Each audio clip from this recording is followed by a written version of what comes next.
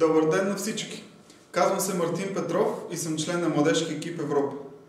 Преди да започна със своята презентация, бих искал да благодаря на Велин Койчев за това, че ме покани да разкажа своята история, своя опит за това какво е да си доброволец, работейки по проект на Европейски доброволчески служби.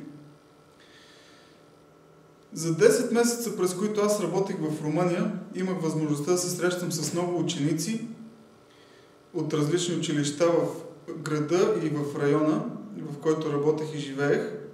Като с тези ученици аз имах възможността да разговарям на теми като околна среда, опазване на околната среда, глобално затопляне, какво е Европейски доброволчески служби, какво е да си доброволец и с какво допринася доброволчеството за останалия свят.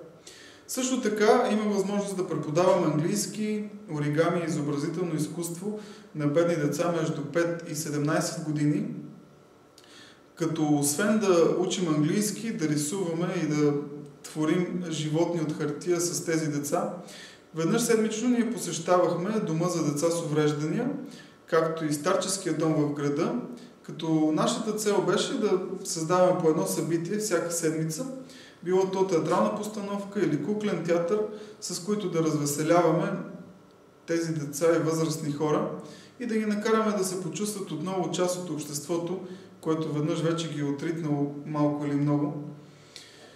Освен всичко, което изброих до тук, аз имах възможност да посетя много семинари, да обикалям и да пътувам много, като през това време аз се срещах с изключително много млади, мотивирани и амбициозни хора, гонещи своите цели и амбиции.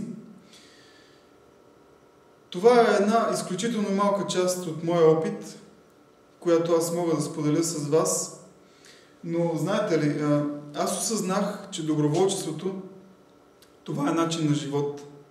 Доброволчеството е едно уникално преживяване, което нищо друго не може да ти го даде. Един уникален опит. Това е да бъдеш промяната, да донесеш промяната. Дали съм успял? Трудно да се каже.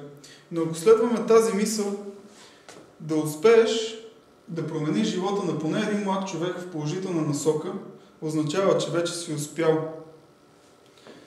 Аз промених много млади хора.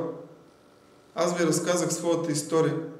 А сега моето предизвикателство за вас е да започнете да пишете вашата история и някой ден да ми я разкажете. Благодаря ви за вниманието и до нови срещи. Пожелавам ви успешен семинар.